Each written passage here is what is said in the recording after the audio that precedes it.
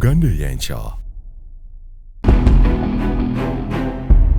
Uganda Eyenkya.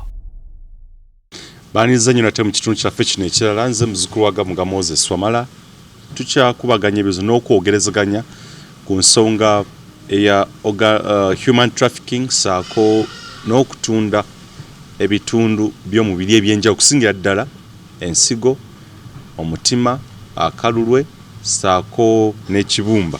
Yes, ebintu ebyenjawulo ebyettunze ennyo ennaku zino.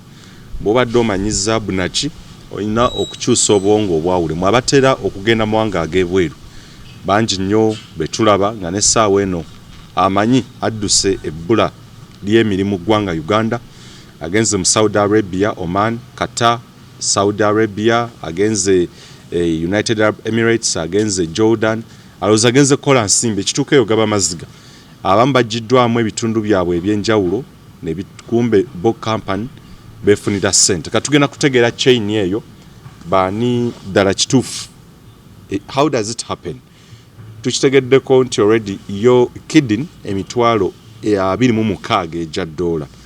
Muze Uganda bwe bukadde 9 n'okusoba, above or more than 900 million Ugandan shillings, close to a billion.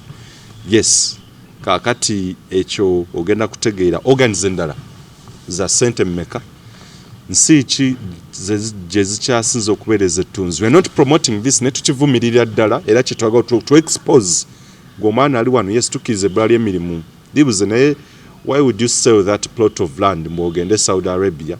Why would you sell that border mbwogende Saudi Arabia? Wotunda ekyapo, wotunda kyonna mbwogenda kukola nsimbi at the end nga tomanyi motives za companies. Ndi nchaine mkulu Abdallah Kayonde yowa Migrant Workers Voice mu ggwanga Uganda, ekitongole ekirwanirira abo kyabwanakye wano abagenda mu mawanga g'ebweru okwekoya ku nsimbi. Mulowooza mugenze kufuna nsimbi naye ate maziga na biwobe bye bikomawo. Mukulu Kayonde, tugende ku subject entuufu. Yes, tugenda tuuka wali organizing ejiba zijja mu baana bano. Trafficking happening irawa, baana bano bayitawa, and who authorizes era omuntu. Program eno zikiza abadde batalina bwino bulungi, adde batabitegeera amanye nti bw'otegeezebwa kino manya oli mu trafficking, and eriye bwe bajjamu organs neno nga dakituufu bayise mu makubo amatuufu, muntu ategeere. Let's educate them. What informs me about human trafficking is the existence of labor export or safe labor migration.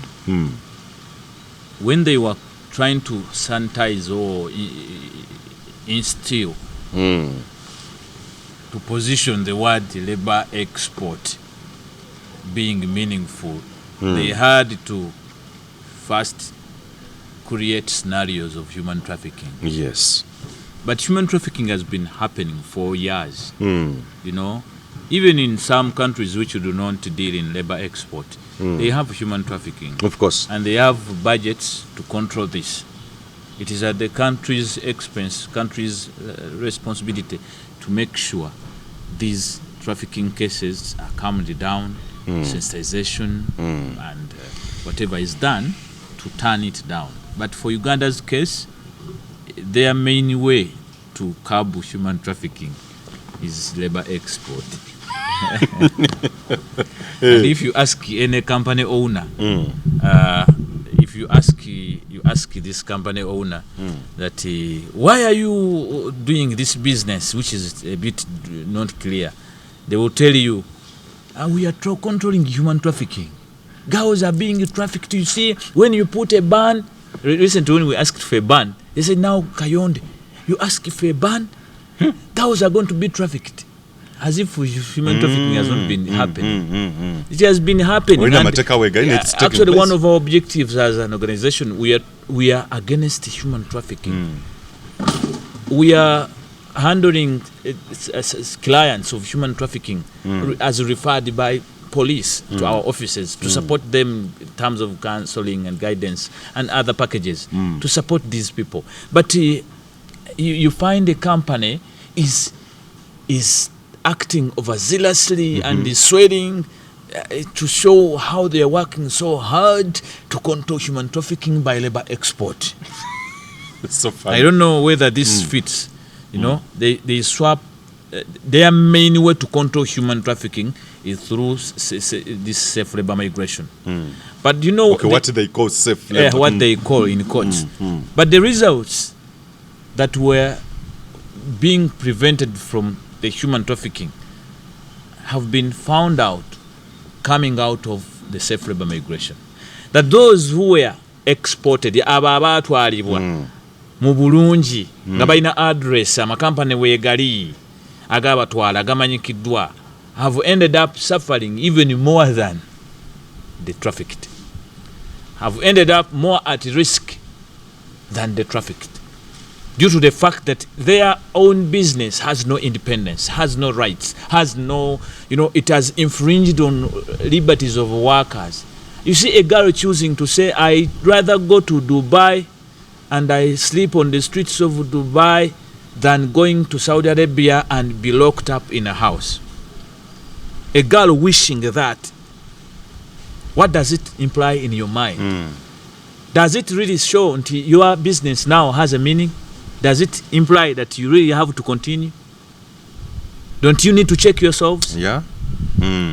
If you are really doing safe labor, you need to live up to the example. It must be that really delivers anyone without outcries. But we are seeing more outcries, more bodies from Saudi Arabia, where you export when you have licenses. Kidneys have been discovered from Saudi Arabia. You see now the case that is being attached onto these people of Nile treasure. Because tewaliwo teeka libakwata ku nsigo eno okujjako kubasaako erya human trafficking. Oba nfunye bulungi? Yes, nfuna bulungi. But bano ba human trafficker tebalina license. Ministry ya gender tebamanyi. Kubanga ne police yabawanikira ministry ya gender okuba producing. Are they traffickers? I don't want to prejudice. Are they traffickers? Kawairo ka trafficking kageno bakwata. Because acts ze bakola za mounting as that. So in other words, the safe labor migration to me has turned into organized trafficking. Because there would be effects of human trafficking in Saudi, in Dubai, Oman, whatever you based on to cancel Oman, whatever agreements, or to terminate, to stop, or to delay signing those of Dubai, are the very reasons we are seeing here now happening in Saudi Arabia, where you have a valid bilateral. Are you living to the example? Oba muli byammwe. Lwaki ennamba z'abo abava Saudi basinga bali Dubai? Dubai ofunayo omu n'owulira bana babataano bava Saudi n'emirambo giri stack, emirala bagiziikayo. What attracts us? Is it because mwongera okulimbalimba abaana bano mbu you will protect them? They lie using that ambit of protection, using government tools, government positions. People in the ministry, they keep lying about protection. We shall protect it. The minister comes quickly to lay down a full whatever of how they will protect. But will it deliver? Byoya byanswa. Yayiwa list y'ebyoya byenswa. Oba byali byankoko. Ng'alaga nga bwe bagenda okola protection ku baana abali mu buddu. Ogenda protecting uti omuddu gotalina control. This girl is at the mercy of a sponsor. Ate okimanyi sponsor atasobola kumala ki? Kumuta. Omwana omutwale Saudi ng'alina visa yaki ya myezi 3. Owulira? Visa oba n'abasajja bakalinga, really I sometimes don't want to go overzealous, but here we need to apply some sense. Mulabira ddala omwana gumutwala bamuwadde visa ya myezi 3. Naawe n'owooma anti bw'anaatuukayo nabalaba beerimba mbu bw'atuukayo eri kakati omwana bamwatachika ku ikaama national ID yeri n'abeera nga boss amulabirira. These are Sharia rules. Which Sharia rules will control your own until she loses a kidney? Will own your own until she loses communication, until she turns back here dead. You get it? Yeah. Does Uganda now operate under Sharia? Does Uganda operate under Sharia? And yet I have seen here Uganda tries to look at the Sharia, the like sheikhs, the whatever. We are respected as Muslims to follow our own what principles. They don't infringe. Kubanga tugenda nko kuba kutuka kugatira mu machachi. Tugenda mbaseka, jitujja gundiza fezo obufumbo buli kimu. So the Sharia part where it has to be practiced, it is practiced. But at large, when did Uganda conclude or zero on Sharia about its own? It exports to their side. Nti kituuka ekiseera kati nga amateeka ga Sharia ge gabalamula ge gabagisaako amasimu ge gabatikisa wano bakobenawo mu deportation anti munaye Sharia yagambye ne batuuka omurepe nga nabo baagala Sharia yagambye tumubikkirireko boste mu muvunaana. Wandibadde owulira gavumenti ekugamba tugenda kukunoonyereza omuwalabu yakola ekintu ekyo, yandibadde egenda state to state ne questioninga Saudi naye tenagiquestioninga kubanga tenagiquestioninga kakati egenda kufaafagana noono ku lwaki akawaayiro mu regulation efuga bano ministry kano ka regulation ke yakola ke twagala bajjewo. We need an act, we need a full employment act mu constitution. Tetwagala bino regulation buno bwe mujinga mutula mwenga mwe n'emitwe gyamwe ba commissioner ne mukola ekibayisaawo ne mukifulumya. There is a section called 69, regulation 69 in that regulation of 2000 whatever. Now they amended it to 2021. That 69 it compels this company in Uganda that took the girl, a company yatwala omwana e Saudi Arabia, okubeera nti yeyina liabilities kwani arepinze ani amyo omusaala omuwalabu bwa raping oba nammu omusaala bakwata we Uganda gwe basiba gwe bavunaana under negligence and tort nti yatwala obuvunanyizibwa nawe neyeweeza omumba kati ye gwe bakuba olwaliro obulaba bakutte bano aba anze sinze yamuse ate tuganye tugwe yamuse gwe wamukiikirira olina kujamba ko bujambe bagamba nti na kintu Judith bamujjamu Ensigo tolina kujja mu bawolereza bosi ekituufu yatugambye accident Bannayuganda accident olina kujjamba mu babuuza Ensigo eri luddawa tolina kujja mu batuwa report etugamba mu Ensigo mweri tugikirize lwa mpaka nga teriimu bw'obanga ddala tokolera muwalabu bw'obadda nga toli compromised. So these are the organized traffickers.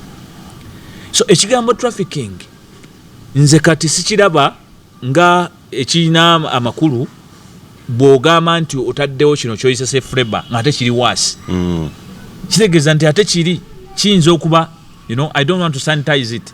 Naye what examples are they leading? Are they increasing levels of human trafficking to Dubai, to other destinations, when they act like that, when they don't live up to a good example? Kubanga gowa company bolemo portraying example nti omwana gwotute safely aina address yo well and good, aina boss gomanyi well and good, asobola okuba protected nga afunye ebimusomoza well and good. Bwe kibanga tekikoleddwa ekyo nga gwotutte abona ng'ekyokuttale kubanga bano abaana batwalibwa nga basibiddwa. Omanyi omuntu okusiba n'akusuza awo ekiro mu ddungu oba wakati mu lujjudde n'akusiba ensolo ne zijja ne zikuwunyawunya ku ziti naye nga akusibya amagulu n'emikono nga yakugamba nze nyina okukola ki, nze nyina okujja waawo, nze ndi nkukuuma n'akulekawo ne zijja ne zitandika okugajambula naye nga ye yakukakasa nti nkukuuma. Kyekinaba kampani kye bagamba abaana nti we are the ones responsible for you.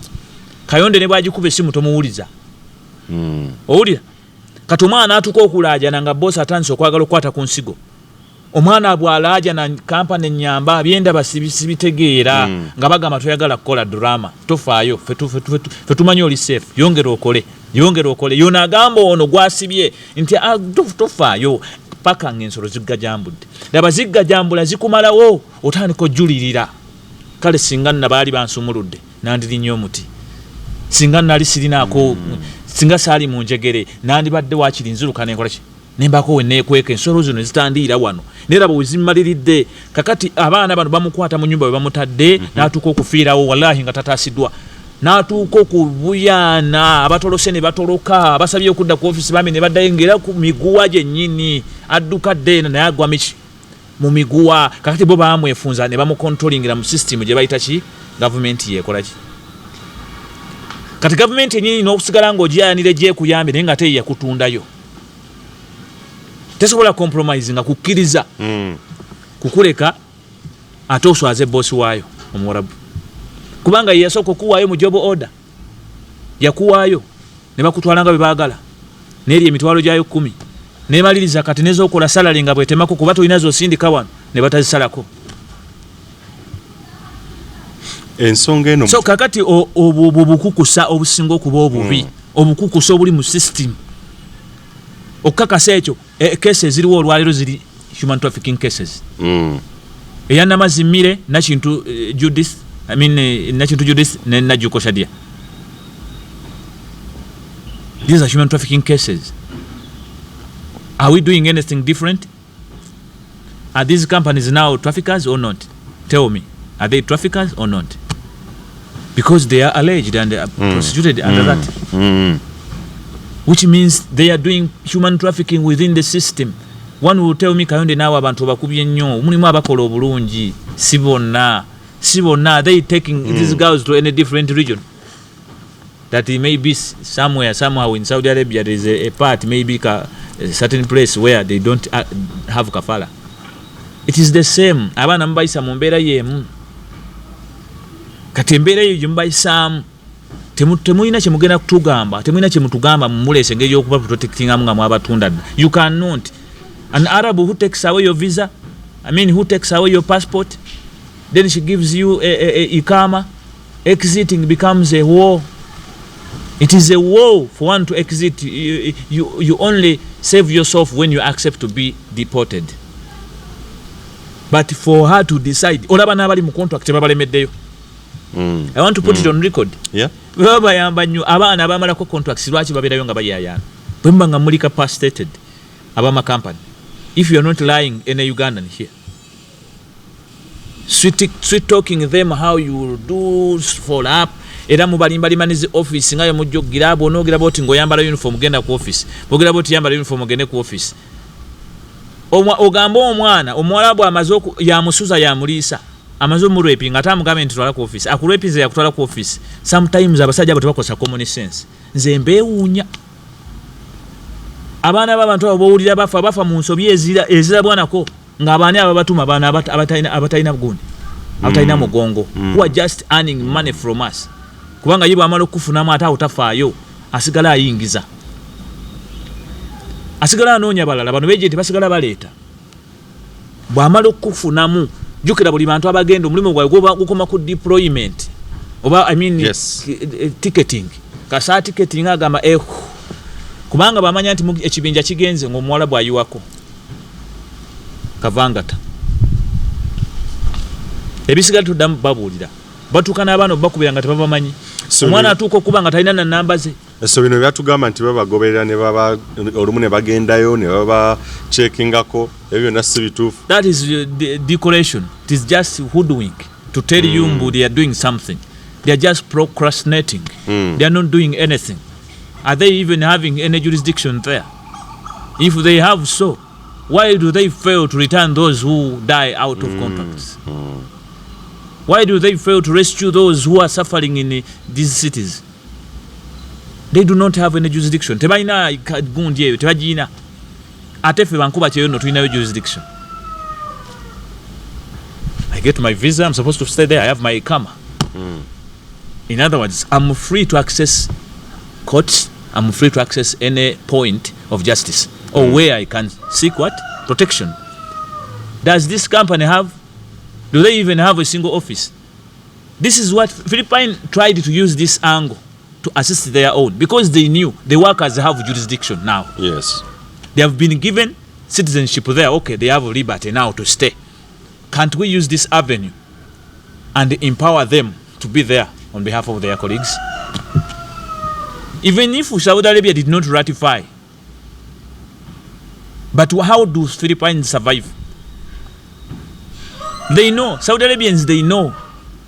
People must be in Jamaa, must be having a representative. Kuwa nafe tushwa kuwa mbusiramu, nebe baswale bako leader, buli chimu chibako chi. Yeah, of course. Wakaba kulembera. Yes. Akati boba lowoza, tuli basiru. Fabogera bino tuli basiramu. I've been in Makkah. I've been in Saudi. I know. You don't teach me anything about this thing. I did Islamic heritage. I know Islam. Maybe when we camouflage and we don't tell you what we are, you realize later and omuntu go geza ku minimizing as information. Ndi Muslim sobola kondemuninga kyemmanyi nti kikola ki. But Islam means peace. It doesn't mean torture. Islam means good behavior. Buyonjo bino bimukola birimu buyonjo. Is this the nadhifa you are living? Bumanga dala mumanyi mwe bajamaa balina ama company. Muyinza okubanga abatali basiramu. Naye mugenda mu kingdom eyo busiramu.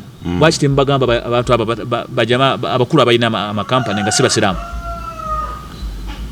Dio only compromise mwefula abogero Buwarabu mwe murutegeera mwetoza zi salamu ze mutolezo wallahi abali mukomera abantu nesigo yana kintu basiramu. Nze sagala kumanya muri basiramu muri bajamaa mubuzabuza mutola salamu naye nga tibye mutola tembituukiriza. We want you to walk your talk. Mbera omusiramu mutuufu ajjudde mu mutima atakuwa ahuna. Mbera n'obusiramu bwo nga mwebuli. Ngera Allah asobola okukozesa n'akuwa message ngeno gyendi mu bagamba. Naye kati bo balowooza busiramu buno bakubeera okulimbalimba abantu oswakira musimanyi tulina company buwefuula mboyogera nnyo Oluwarabu n'Abawarabu kumbe Oluwarabu lwemwogera lutunda baana b'abantu. Government muja advising nze I will not blame Betaaga. She's not a Muslim. But she's also funny, I'm sorry to say. When a Muslim like a Kayonde talks to you and tells you this, can't you say, Kayonde, come here, tell me one man will be fire. Information, yeah. Abdallah Kayonde is telling you something. You don't call Abdallah to understand what Abdallah is saying. Then you call Egulu Lawrence to advise you on how things must run in Saudi Arabia. I want to tell you, we are not up to any position in your ministry. We only want to fight for the plight of our own. Those minorities, Bewagama, until there are few numbers. Those few numbers, you are not going to sleep, number better among. You want to settle those 2 or 3 or 5 when they are still shouting. Abantu, ebintu like organs apart from like kidney, organs change as bajambana na how expensive are they? How much do they cost? Organs singa kidney. Kidney yetu nanyo era yeri most one of the most interesting organs in the body. Ekola emirimu mingi. Kyovula omuntu bajumujjama living a half life. Wadde kati omutima ogwo nagwo gubaawo naye ate tegulisa expensive ng'ate guno nga kidney. Omutima guli mu center meka. Ojja gucheckinga ko sijukira bulungi naye teguli so much as the kidney. Kidney is more. Naye ebirala organs I don't know, I have never sold any, but when you search you can get. For what I'm sure of is the kidney, which is more pronounced. You know, and more targeted because people with kidney failures are enormous. Banji abafuna kidney failure. Emitima mitono ne on demand, but specifications bagala za kidneys. Kidneys bwe buzibu. Okay. Abantu abali ku dialysis nabo banji. Kati natural dialysis as such is an expensive organ. So abana bano bavana nga amazo testinga functionality za organs zonna. They are blinded about their these functionalities are seen through the CBC they do when they take off the blood. Yes, they take the CBC to know the nature of the blood, the cross match. But chenjagala otegeeza abaana abalaba bw'ogenda ku company yonna ekutwala abantu kuba manyi namwe temutudde abagenda temutudde emirimu tewali eno twogera gamba kitokota mulinga katogo eno bukasirira ate no bekakola ki bekatokota so abagenda bali waggulu batokota abawonsi bali mu kusirira akati mwegendereze omwana katingana kintu bamukose emirundi 3 medicals naye teyakiraba bambi kati lwakiraba bantwala ne banziramu ne bangama munzire yeera they are confirming certain specifications bw'olaba bikola ebyo gwenno medical yo jajiddamu bamanyi n'okulindikiriza ne wakane bakulinze emyezi yagamba kati gwe medical yo nfuddayo kumbe bo balina kye bagatta in the system. Olaba batuuka ne Saudi oba n'atuukayo ne bamugamba this one is medical has a problem naye nga bagisensigira mu system. So Bayina kitala kye bakola nti they make sure when they are doing GCC they don't do abdominal ultrasound scan. They don't do it. Ate nga bubanga kale oyagala kukola comprehensive medical, this must be included. The x-ray biki byonna okakasa fitness y'omuntu. Even the brain. Because batwala abaana abalalu n'atuuka eri omwana agwiridde eddala ate kati mutandika okwekwasa mbu be bamanyi omwana w'abantu n'omuleka eyo sinakindi abamu batutte ne mbalalulira eyo. We need to compare. Why can't government compare with these companies? Teri afuluma wano mu baana baffe nga talina abdomino ki tutegeera obaddala gwe mututte akataago kalamu ensigo namu buli kimu ensigo alina bbiri sikuddaano kutulimba kubanga baagala bakikole bakutwale nga totegedde byolina. You have no claim ate nga tomanyi na specifications zaali ki. Therefore bwe bakuza wano nga tobirina nga bwe baali baagala otuvuga kugwa nakintu nti nakintu yagenda talina nsigo emu bwatyo bwe baali boogera abakampani eyo mwe mutegeera mukya ayinza okuba yali tagiyina eriyo ne basawo bannaffe abamu ngera baali babyeyogeza ebyo. But missing a kidney when the pocket is there, what was sitting in that pocket? What was sitting in the bed? And then I saw you were coming up ngegamba the right kidney the kidney had the right kidney thrombosis kind of, which means nothing to have the right kidney, because if she had no right kidney, what got a thrombosis? So bagwa ku muntu nga nawo bimanyi obitegeera. God prepared us, and that's why we are ready to do it even without your pay. We know our landlords may want to chase us away because we are frustrated financially, and whoever wants to fund us can. We have no problem. We're really bad off. We don't have money because we don't work for any mafia. We don't have money. How would you survive? Abdullah, how would you survive? Through our means. I told you, we do collectively bargain. I mean, collectively solicit these funds through our members to support, but sometimes they cannot. They don't have, because those very members are terrible, kulwanirira, and then they have to spare on their little to support the cause, because they cannot let it be ngabo balaba bambi munabo omu afuna obuzibu nakaweereze mama vina kaweereze kati kaweereze oyo. The way they do it with vigor, this is how they say, okay, let's support, but sometimes they don't have, and me I will not beg them, because this, nze okwogera mazima tewetaka kumpa cent. You bribe me for what? I can't speak, don't pay me. I only need a space to work, such that I don't walk on street. Achuli lwaki mbeera ne office ngenkalubiriza okusasula oba byetwogera tebigasa government. You will find budgets coming, going to very funny things. But we say alhamdulillah, it is their chance. Ours will come. Our chance will also come. So bingi byewunyisa bikabya n'amaziga bw'olowooza ennyingeri abaana abo gye babayisaamu stories nyingi oyinza obutazimalayo. Ebintu bino batuukere, what do they do abaana bano bajjamu these organs? What's done there? Normally the hoodwink begins from here. When they teach you not to be free to speak, not to be free to communicate home, like how they did to Nachintu, they first of all scare you not to accept to use a phone. They take it away even. Bajikujjaku. Never making sure nti toina bakasazeko communication ne family yo. Kati family yo nene tandiko kuvaako. Bweremerako ennyo ekuzza. Ate bali banyiiga nnyo bakuzza mu busungu. Kyovola abateekawo embeera sasula. Kumbo oyina kyobattira. Sasula bwe tosasudde tova wano bakubonereza nga tonnavaayo. Kubanga obateete bononedde baabadde balina kye babala tekiguse.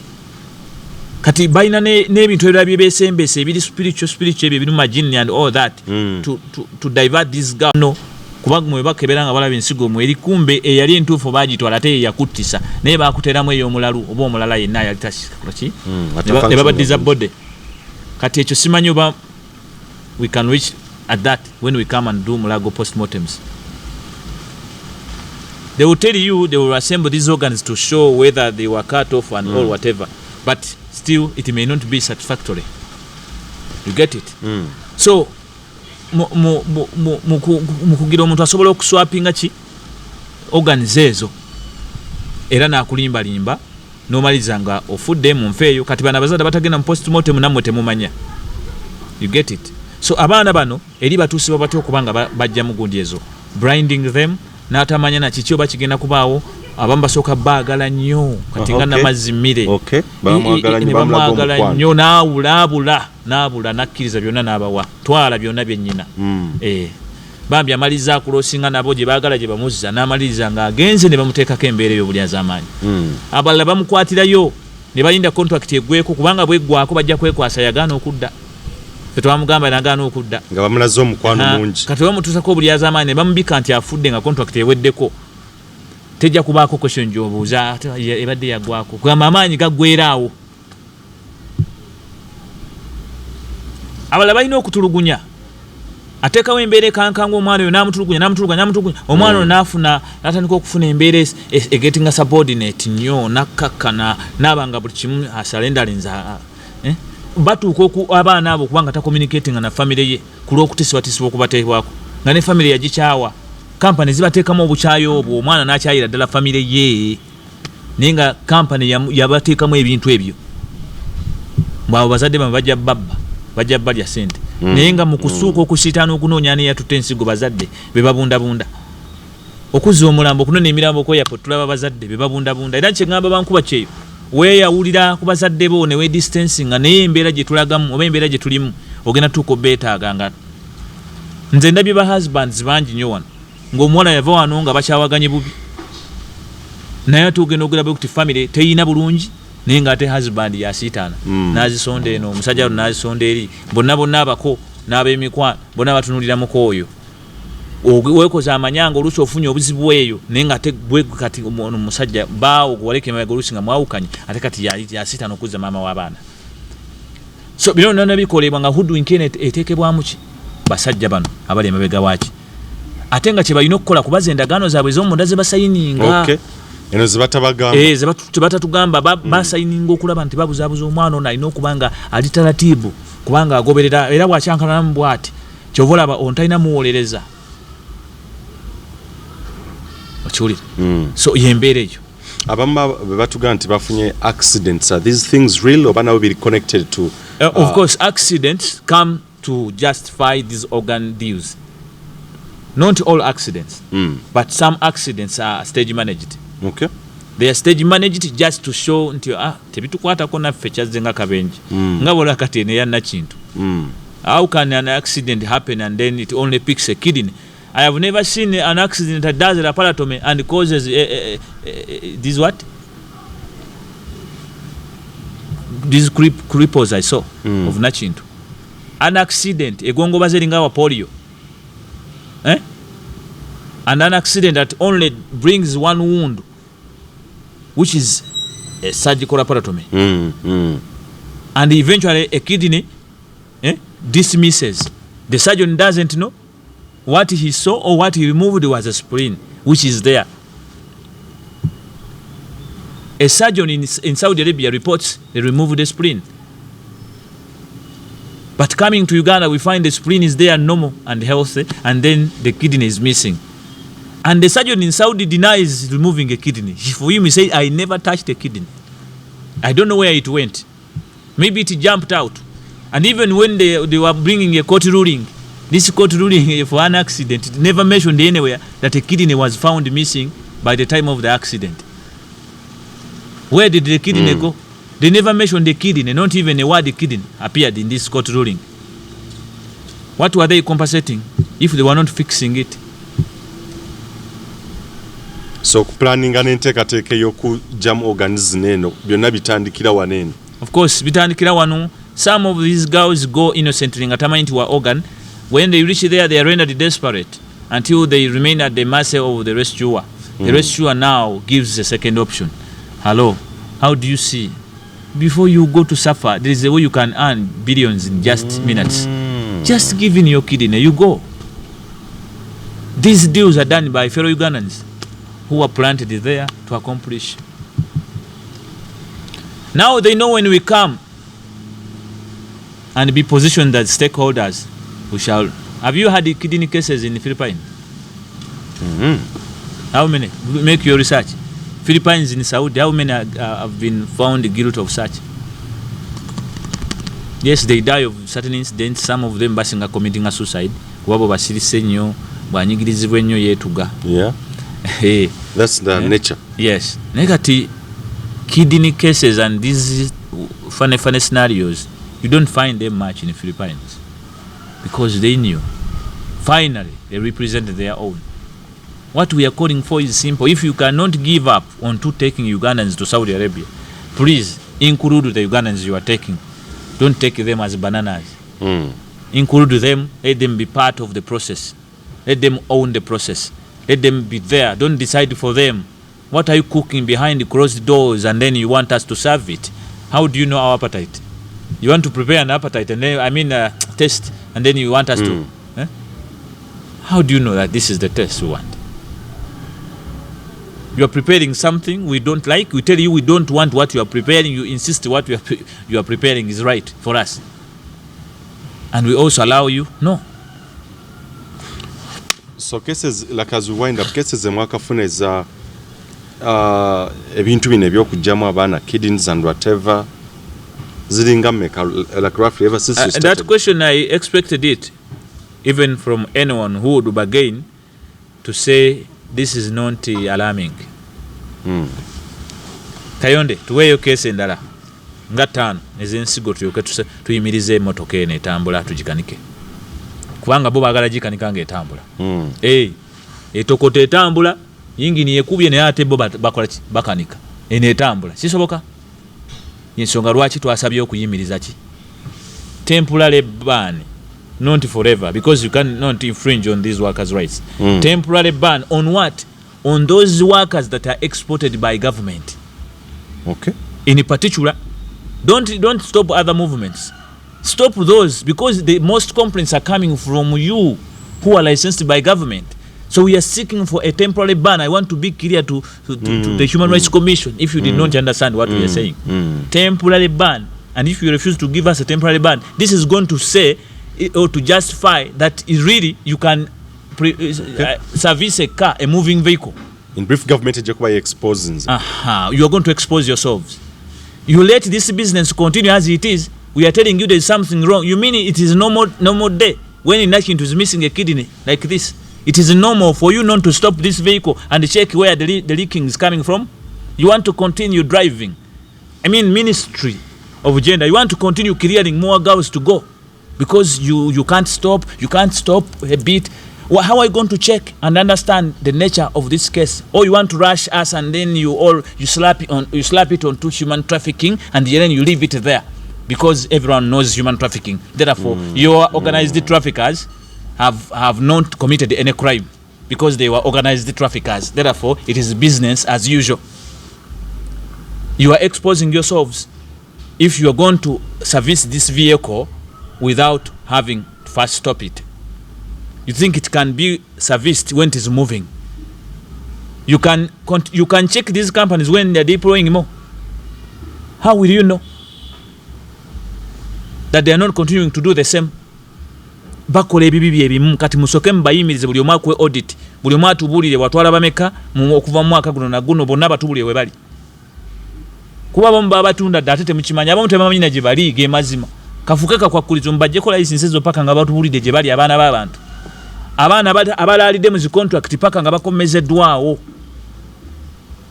naffe ffennyini finally twagala inclusion tetugenda kukkiriza kuddamu kututwala nga abatwala emwanyi ze mutwalawa oba amaleewa anti bagaseba wamu bati ne batwala mu batches tetuli maleewa abaana b'embale muli maleewa bwe mbate muli maleewa yesaawo okusaba obukulembeze bwammwe okweyogerera.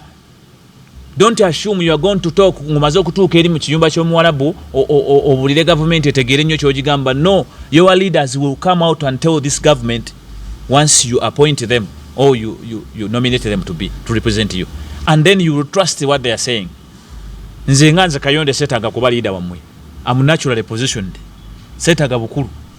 Yes, era tute mukisuubira mulonde abakulembeze bammwe form communities nga Philippines we bakola. What we are fighting is your communities to be recognized.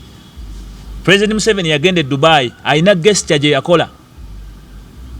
naye ate kyewuunyisa baminisita bonna bawerekera buwerekezi bati tebategera gesture gye yakola yatuuka e Dubai oba sente yaziwa community oba teyaziwa oba yabalimba oba teyabalimba alina ekintu kye yakola yagamba Ugandan community in UAE ziti Dubai n'abagamba abawadde simanyi emitwalo gya $13 alina sente ze yabawa nti bagende baziteeke mu sako association zaabwe yali ategeeza ki bankuba kyeyo balina okuba neki neza association zaabwe mwe basobola okwekumaakuma beekulaakulanye n'okwerwanirira ye teyatuukayo n'agamba mu batwaleyo baatake batwaleyo gundi batwaleyo bagundi abo baatake bootwala balina interest za ggwanga. Yes, they are labor officers. They will come in the name of government. They will not represent workers. They are not going to begin fighting Saudi Arabia from there nga balina kadi za government. That's wrong. Government ya Uganda tegenda Saudi kurwana na Saudi. Yeah. So ffe mutuleke ng'abakozi bwe mutututteyo government ya Saudi etuvunaanyizibwako okutuyisa obulungi. This is what we are saying. Mumulina kutuprotectinga. Protection role is yours. But government ya Saudi eina okutuwa well of fair. Okutuwa eddembe lyaffe nga lyemuwadde wano Abasomali, Abakongo, Abachi. You understand? You see them, they are free in Chisenyi, they are enjoying. The Congolese, Burundi, whatever, they are enjoying. Yes, they also have hurdles from the UNHCR offices. Eriyo omukyalo Bannayuganda akola yeyo bangambye abazinya akayiri gombe. Naye tujja because they are now reporting to our office. Muri mu UNHCR bano ba refugees basaba buyambi tebayina ekibajjeewa baba tebayina. But instead of you supporting them nakatono akayina okubawe batemukabawa ne mukadiverting akati bambi bagwedede mu local economy infringing on the locals jobs kati bebakola emirimu gy'abannansi bawano. While the Ugandans are oppressed to exit, the refugees are taking over the local what? Ekyo government enakiraba. Genda mu Kisenyi mu katalo kengato. Katwe shopping center, is it whatever center? You go there and see. Genda Kaguje wali wansi olabe ekiriwo. Bambi bali awo nabote ate nabembeera yawa ne bakuba batukane bakola emirimu nawulyanga gibatamye obusente tebuli. Ne bamaliza ngera naye agamba kati nziruka mu America asaba akyuse zone akyuse ensi. Mu episode eno what would be your final remarks eri abaana abo abali wano abaagala abeetekateeka okugenda n'abali eyo mu episode eno nga tumaliriza sebo? Nga tumaliriza njagala okukubira omulanga Bannayuganda mwenna abawangala ebweru w'amawanga. Yeah. Nti it is high time you stood up to fight for your own rights, for your workers' rights, for your migration rights. Nobody should infringe on your rights to migrate this country or suffocate you or tie you up into their armpits because they are the ones with the authority and audacity. You can also move, but without you being infringed on your rights. It is becoming now an order of the day that whoever must exit has to go through a licensed company. That's very good. We encourage it because these companies have addresses. But these companies, you must be careful as you go there. That doesn't mean that you become a slave to them. Tebalina kutunda. Learn to stand up. Tofuuka mbudyadya bw'oyingirayo buli kimu n'osereba buli kimu n'owaayo. Weeberere mutandika okuyiga mu bino bye twogera. Yiga okubuuza ebibuuzo bye tubuuza abeera mu kalukalu nga Kayonde. Kuba Kayonde ye tebaamusiriwalirako. Kyovula mnatuuka ova ebweru nga sifunye embale. Okiwulira? Sikini yange kyalinga bweri. Mpangalira Uganda nayo nzolowooza era ndi bweru. Ate nga sente sirina. Okiwulira? So gwe naawe toteekeddwa kwemalamu nnyo newankubadde ova mu kyalo nnyo. Oyina integrity. Ensigo yo ya bbeeyi evugula obukadde lwenda wadde ova eri wansi eri mu kavundira. Ensigo yo ya bbeeyi.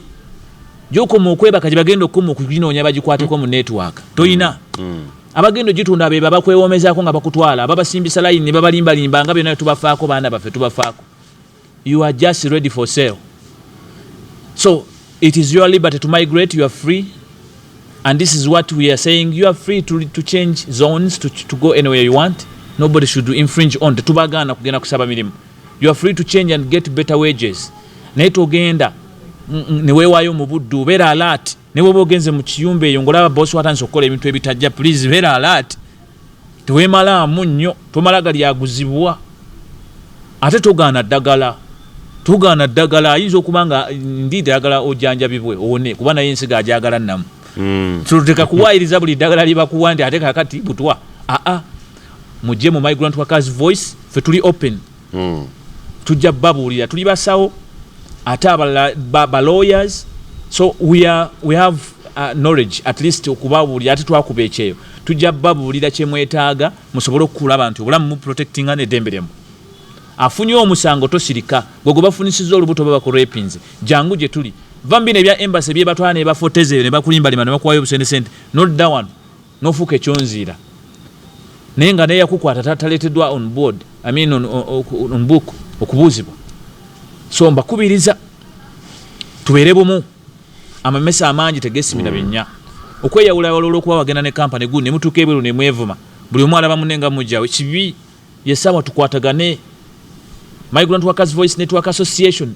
ebalindiridde okugyegattako musobole okwekolera eddoboozi eryammwe mwe bakulembeze b'eddoboozi lino ffe eddoboozi tulitandise ate ne wano wenjogerera abalinze bangi abandaba nga target mukakuba amasasi kaveewo bangi nze siriiwo nsobola okubanga enkya ojja kuwulira bijja bwe bitu bya lusaago nga bwe tubyogerogera bwe kuti nga bakoze ki ng'osiibudde naye katugosigadde kuki ani anaakogerera wejjeemu bino ebyokulumba avuddeyo n'alwanirira eddembe lyo n'ojoyininga team company ffe tuli team company n'otandika owagira ate abakuteeka mu mbeera ki aba company balina eddembe lyabwe nabe etwala abantu ebweru UN ebakkiriza balina ne principles ne guidelines nabo beefuge babuloka mugamba mu babuloka b'emirimu mwefuge mu respecting guidelines zino kubanga bano abantu mba deploying mu local communities nti kyanna mukaaka mubatwala mu international communities.